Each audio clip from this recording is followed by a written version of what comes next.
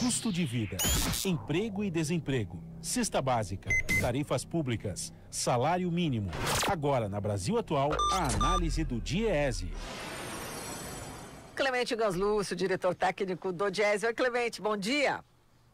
Bom dia, Marilu, bom dia, ouvintes. Bom, Clemente, vamos falar aqui sobre reforma da Previdência. Agora segue para votação em segundo turno no Senado, é isso, né? Exato, Marilu. Ontem o Senado, no plenário do Senado, foi concluído a primeiro turno da votação. Projeto que veio da Câmara dos Deputados foi apreciado na Comissão de Constituição do Senado, aprovado no plenário dessa comissão e depois seguiu na votação na terça e na quarta-feira no plenário do Senado e foi aprovado em primeiro turno o projeto de reforma da Previdência. Agora esse projeto ainda requer, como é uma mudança constitucional, ela precisa de 2 votações já ocorridas na Câmara dos Deputados em 2 turnos e também em 2 turnos no Senado Federal. Isso deve acontecer ainda no mês de outubro. O governo quer que ocorra a segunda votação antes do dia 15 de outubro. Há uma série de pressões e barganhas entre os parlamentares e o governo, mas talvez essa votação possa ocorrer, inclusive, somente na segunda quinzena do mês de outubro.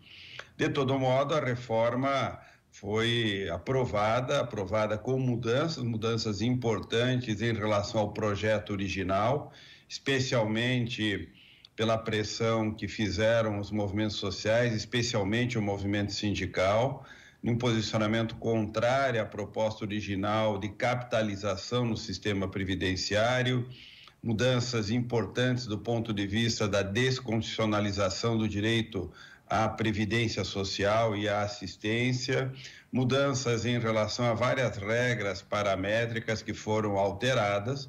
Entretanto, o projeto aprovado em primeiro turno no Senado e já aprovado na Câmara altera de maneira significativa os critérios para acesso à Previdência Social. Estabelece a idade mínima para homens e mulheres, 65 anos para homens, 62 anos para as mulheres, como idade mínima para acessar a aposentadoria.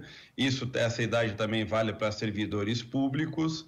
Trabalhador rural, os homens 60 anos, mulheres 55, professores, a idade mínima de 60 anos para homens, 57 anos para mulher, policial federal 55 anos para homens e mulheres com idade mínima para aposentadoria, e os congressistas parlamentares 65 anos homens, 62 anos mulheres.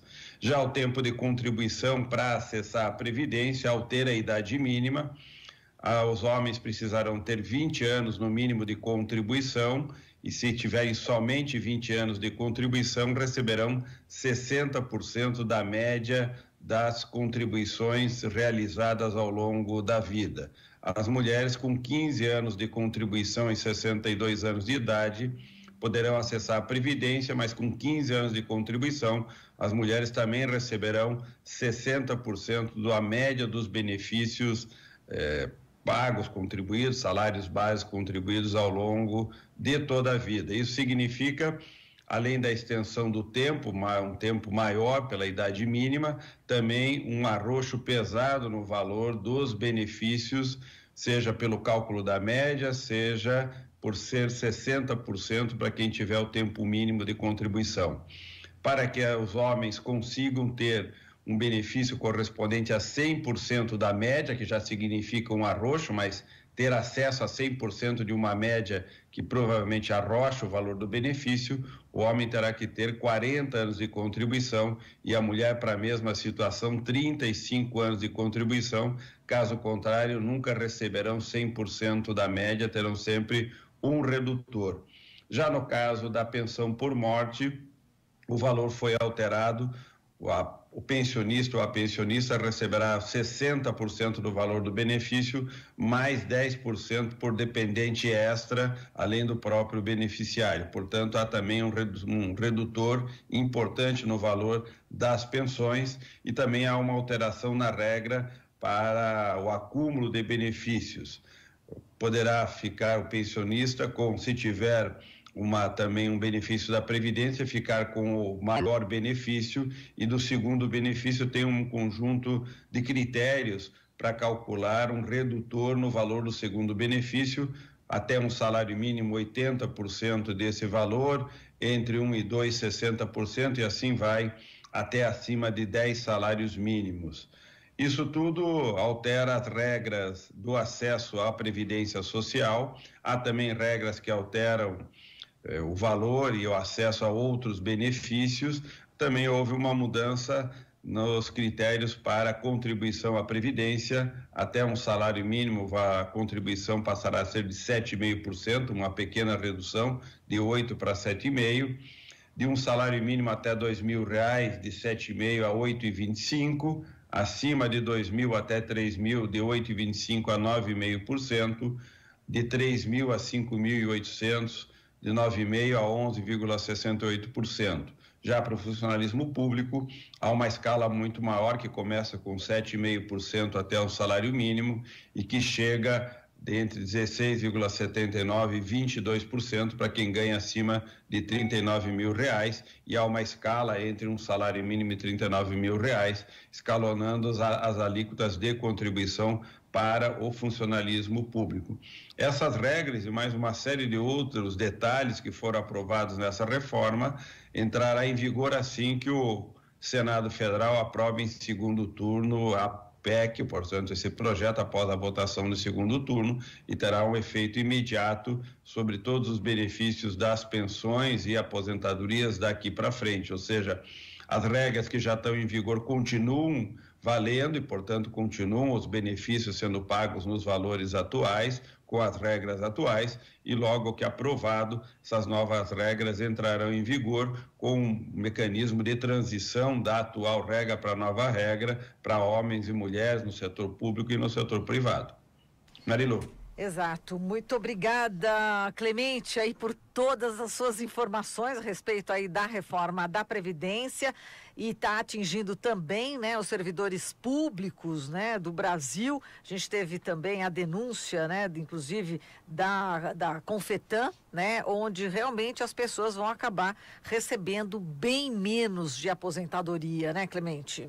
Exato. E no caso dos servidores públicos, é muito provável, segundo o que o Senado pactuou internamente, é que ele tomará, o Senado, a iniciativa de fazer uma nova PEC, uma nova proposta, projeto de emenda constitucional exclusivamente voltado para servidores públicos de estados e municípios, criando uma regra e obrigando os municípios e estados a tratarem de fazer a reforma da Previdência em cada um desses entes subnacionais, assim como, provavelmente, o Senado diz que vai tratar também de buscar receita para a Previdência, mudando as regras, revendo as exonerações e mudando outros critérios para melhorar a performance da receita da Previdência Social. Pena que isso não tenha sido feito já durante essa reforma. Pior ainda, pena que ele não tenha feito, de fato, uma reforma voltada para mudar o padrão de financiamento da Previdência e garantir um benefício adequado e justo para todos os trabalhadores e trabalhadoras.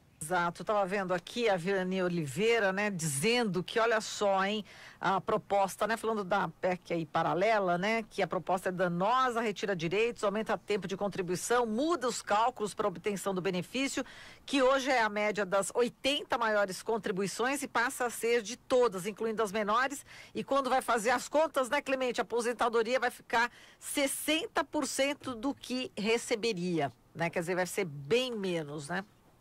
Exato. O governo fala em economizar quase 900 bilhões de reais em 10 anos, o que dá quase 90 bilhões por ano. Para economizar 90 bilhões por ano, significa que ele precisa arrochar o valor dos benefícios, corta alguma